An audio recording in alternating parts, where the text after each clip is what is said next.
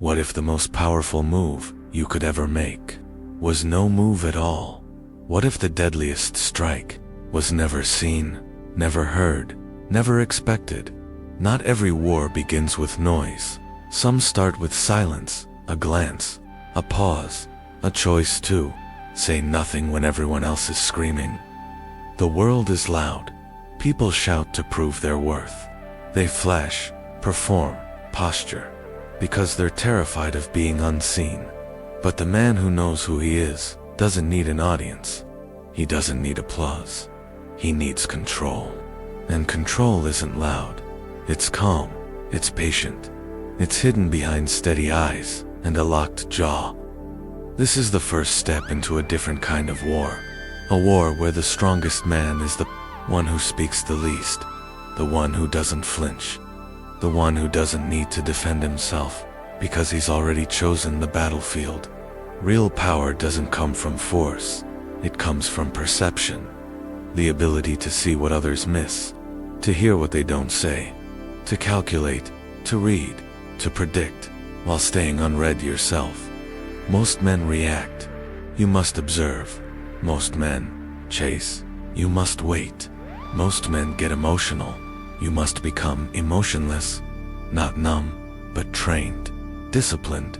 You feel, but you don't show. You know, but you don't speak. You plan, but you don't reveal.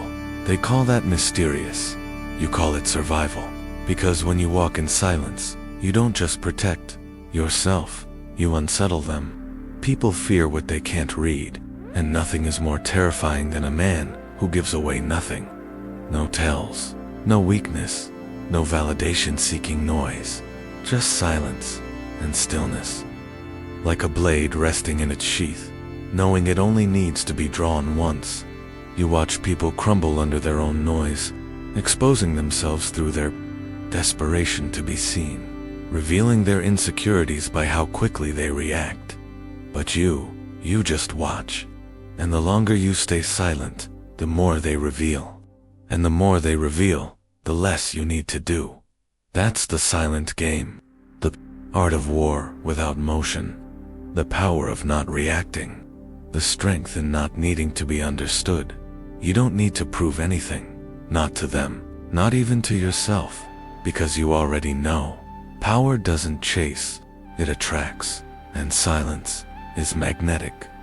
The more unreadable you become, the harder you are to control. And the harder you are to control, the more dangerous you become. So let them guess, let them doubt, let them talk until their voice cracks, and you've still said nothing. They'll feel your presence before they understand it. They'll fear your silence before they ever fear your strength, because the man who controls his energy controls the outcome. He doesn't fight, he finishes, and when he moves with purpose, not to impress, but to end. So choose now, to disappear from the noise, to detach from the performance, to enter the game they don't even realize exists. And the moment you become unreadable, you become unstoppable. In a world that never shuts up, silence is power. Everyone is addicted to presence, posting, talking, showing up, begging to be seen, begging to be relevant. And yet the more you appear, the less you are valued. You become predictable. You become accessible. You become forgettable. But the man who disappears, he becomes a question that haunts the room long after he's gone. He becomes the shadow in their thoughts, not because he said something loud, but because he said nothing at all. Absence is not emptiness. It's a tactic, a psychological knife that cuts without contact. Because when you pull away, you don't lose power, you concentrate it. The moment you stop showing up, they notice. Their minds start working overtime, trying to fill in the silence you left behind. Is he angry? Is he done with me? Did I mess up? The uncertainty becomes your weapon. Kings in ancient courts would disappear for days without explanation, and courtiers would spiral in anxiety, trying to guess what they did wrong, what move they needed to make to get back in favor. That's the nature of humans. We fear what? we don't understand. And a man who is always present, he's already been understood. But the one who vanishes, he becomes a mystery, and mystery breeds obsession. When you leave, you become rare, and rarity commands respect. People chase what pulls away from them. They desire what's difficult to reach, and they panic when a once steady presence suddenly goes dark. Absence plants seeds of obsession, and obsession is control. Think of the wolf. It doesn't bark to prove it's near. It vanishes into the fog, only its eyes visible through the dark, and that's enough to disturb the whole forest. The same is true for men who master absence. You walk out of the room, and your silence speaks louder than any speech. You stop texting, and the read receipt becomes a battlefield. You don't post for a week, and people start to wonder where the storm went. They forget those who are always shouting, but they remember the silence that made them feel something. This isn't about playing games. It's about understanding that attention is a currency, and the more you spend it, the less it's worth. A man who learns when to retreat, who chooses not to explain himself, not to overexpress, who lets others sit in the tension of not knowing, that man bends the room without moving. This is how power works, not by pushing, but by pulling back and letting the weight of your absence do the damage. Not every battle is fought in the open. Some are won by the ones who leave first, silently, strategically, intentionally. So the next time they wonder where you went, let them, because when they start thinking about you, you've already won. They're watching you, always. Every room you enter, every word you speak, every flicker across your face, it's being recorded, measured, analyzed. Predators don't strike at random. They wait, they study, they look for the crack, that split-second twitch of the eye, the micro frown, the trembling lip. Because emotion is data, and in the hands of your enemy, that data becomes a weapon. But a man who shows nothing, he is untouchable, because power doesn't shout. It doesn't flinch. It doesn't explain. It just is. This world is built on reactions. Say something offensive, they react. Threaten their pride, they react. Take away their attention, they react. And every reaction is a confession. You tell them what hurts, what scares you, what makes you weak, without even realizing it. But when you give them silence, when your face stays still, unreadable, unmoved, uninterested, they panic. Because now they're in the dark. They can't map you, can't predict you, can't control you. This is the art of the unreadable face, a mask forged not from stone, but from discipline. You're not suppressing emotion, you're mastering it. You feel it, but you do not leak it. Because the man who leaks emotion bleeds power. Think of the samurai poised.com, still, not because he feels nothing, but because he's trained his spirit to stay centered in the storm. His enemy swings wild, emotional, sloppy, but he waits, silent, deadly, and then, one strike, no hesitation. Or the poker player, hundreds of thousands on the line, but his eyes empty, his breath steady. You can't tell if he's bluffing or holding for aces. And that's the point. Uncertainty is his shield, or the interrogator leaning in, probing your tone, your hands, your pupils, waiting for the slightest twitch. That's all it takes. And yet, the unreadable man gives him nothing. No fear, no guilt, no tells, just stillness. And stillness is terrifying. Because, in a world that demands instant expression, stillness becomes unnatural, alien, powerful. So they'll try to provoke you. Insults, manipulation, guilt. They want to see if they can move you. Don't move. Let them exhaust themselves on the walls of your silence. Let them grow frustrated by your calm. Let them drown in their need to be understood, while you remain a riddle they can't solve. Because mystery is leverage. The less they know, the more they assume. And people fear what they can't read more than what they can. This is not about becoming a robot. It's about becoming a fortress. Emotions exist, but behind your walls, controlled, contained, weaponized. You don't smile when you're unsure. You don't frown when provoked. You don't explain your silence. You let them fill in the blanks, and that's where their fear begins. There's nothing more powerful than a man who can be in chaos and look calm, be in pain and look composed, be doubted and remain still. Because when you master the unreadable face, you stop playing their game. You force them to play yours. And most people, they lose, badly. So next time they try to read you, give them a blank page. Let their imagination do the damage. Because when your face is a mirror, they end up seeing themselves. And most can't stand what stares back. They think they're free, that every word they speak is their own, that their choices, their loyalty, their trust, came from within. But real power doesn't bark orders, it whispers. It steps inside their mind, wearing their voice. You want control? Then don't argue, don't confront, don't even persuade. Become the reflection they've never seen, but always trusted. Not the echo of their words, mirror their soul. People are easy to fool when they feel seen, not watched, seen. It's how cult leaders rise, how tyrants charm, how manipulators become invisible. You don't break the mask, you make them take it off themselves. It starts with silence, listening not to what they say, but to what they hide. The insecurity behind the confidence, the hunger behind the smile, the wound beneath the strength.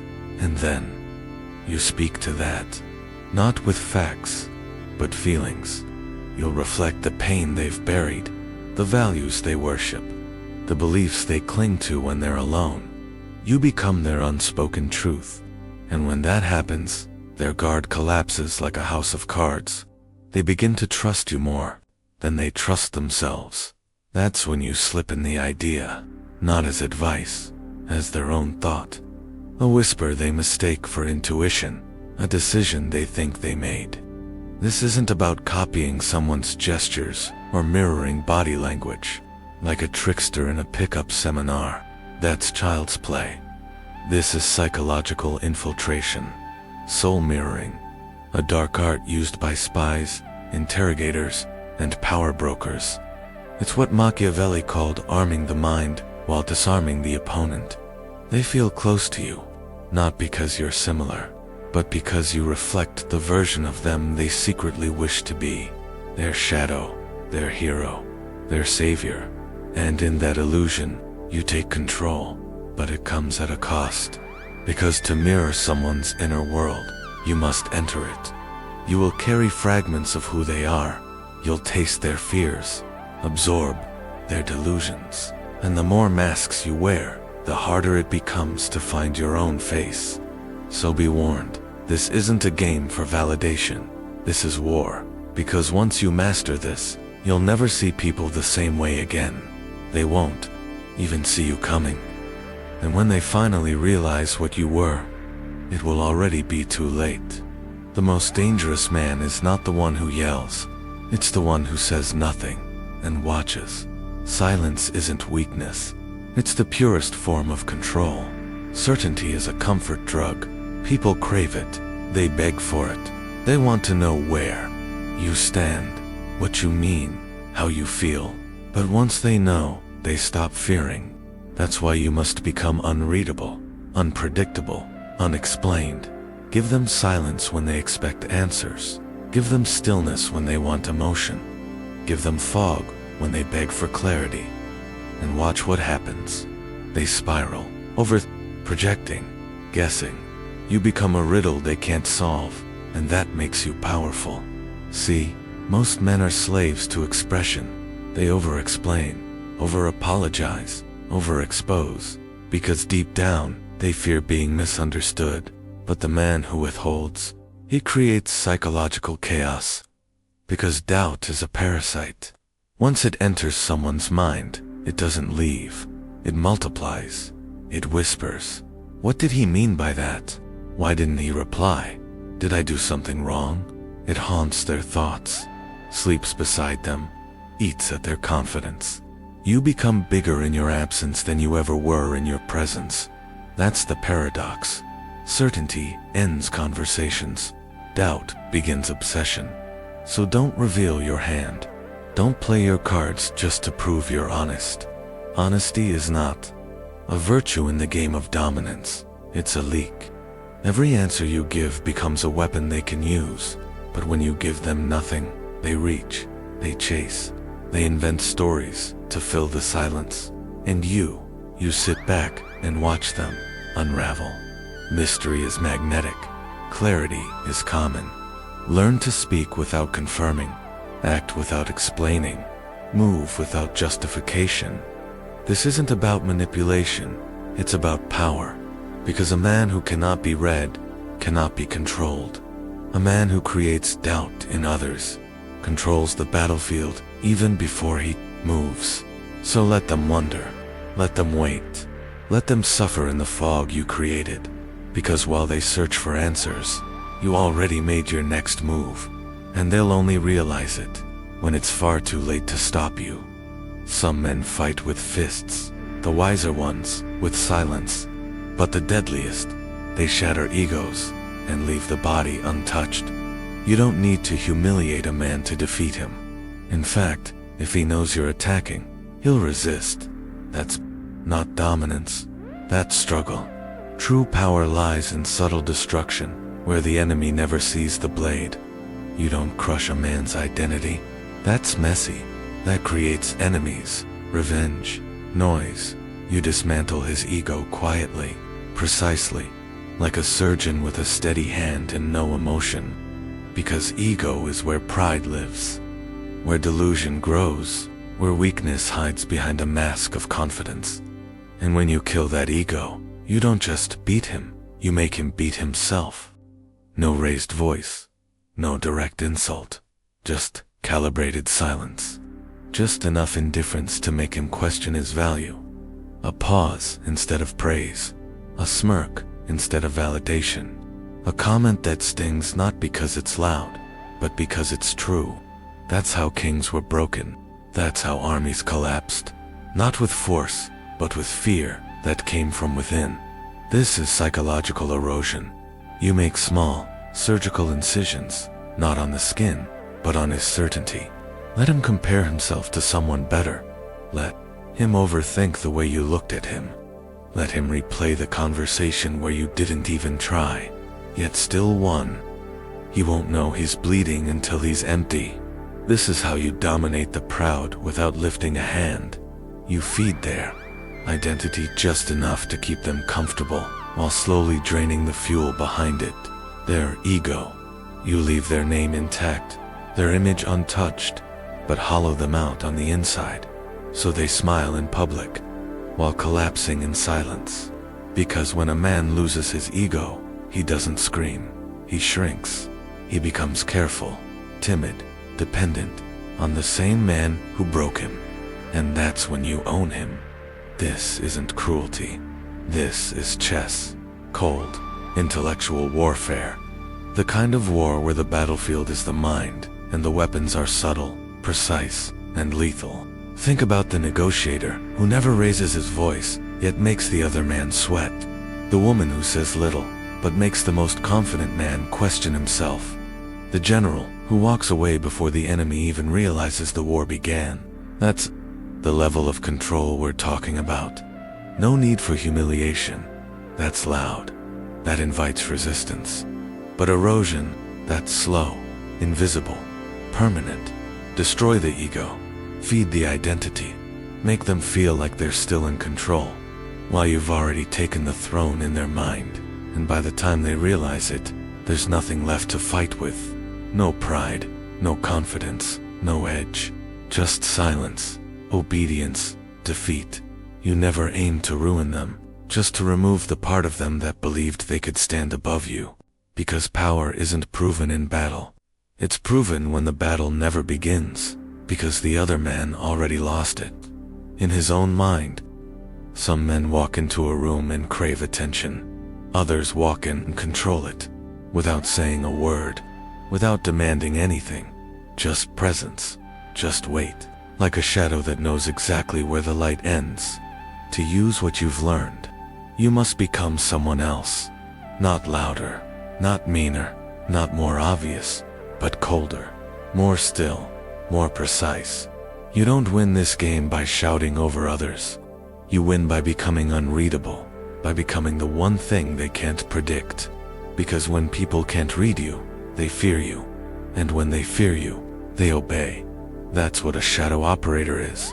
Not a loud conqueror, not a fragile alpha, but a strategist, a phantom, a man whose power is built on silence, discipline, and surgical thinking.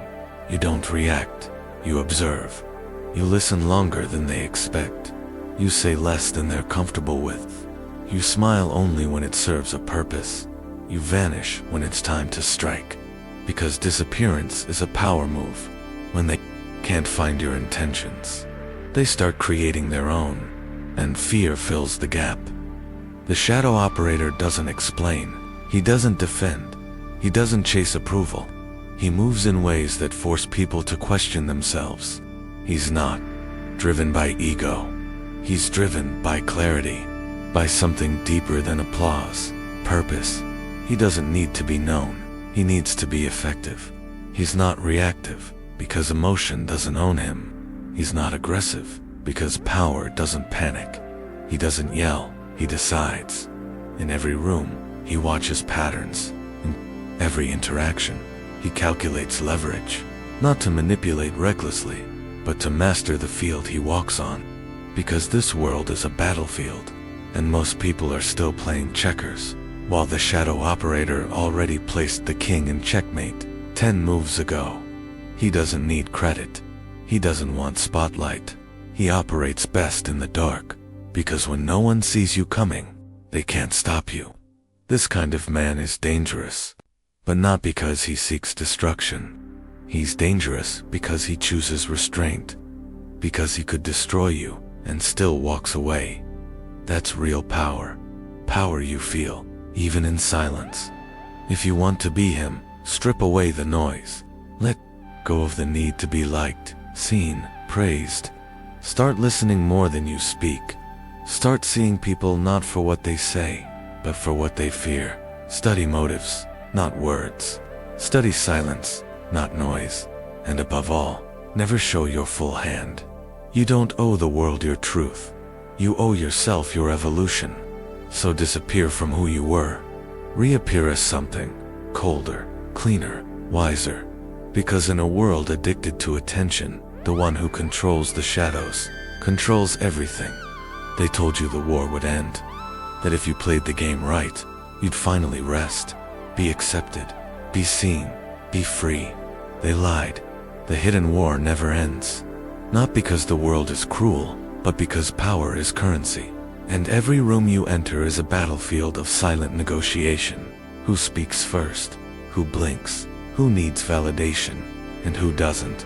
Most people are sleepwalkers, blind to the hierarchy, numb to the games, begging for peace, unaware they've already surrendered. But not you.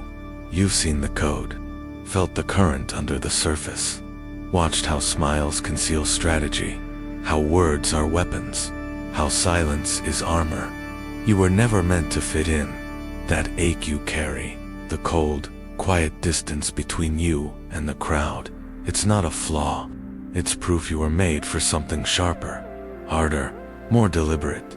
You don't need to be liked. You need to understand. You don't need the world's applause. You need your own discipline. This path isn't loud. It's not glorious. You won't get trophies for the battles you win in the shadows, but you will get something rarer: power without noise, clarity without chaos, control without permission. The man who understands the game no longer needs to play it like everyone else. He doesn't swing wildly at every insult. He doesn't waste energy proving himself. He doesn't chase closure or fairness because he knows those are illusions. He studies, he listens, he adapts, and slowly, without drama or warning, he becomes untouchable. Not because he fights harder, but because he fights smarter. because he chooses when to show up and when to vanish, because he makes people question themselves just by standing still. There is no final battle, no moment of victory where the world kneels and says, "You've won." No, the real victory is internal, a state of mind, a stillness forged in pain, forged in failure, forged in the lonely hours when you realized no one was coming to save you. You became your own weapon. You learned to sit with discomfort, to let doubt sharpen you, to let silence speak louder than your past ever could. And now, you're not chasing power. You are power. Not because they fear your fists, but because they can't predict your next move. They feel something in your presence, like a blade beneath velvet, like a storm behind your calm. You don't need to fight, because your very existence unsettles the weak. And that's the final truth most never learn. The most terrifying weapon is the one that's never drawn, only felt.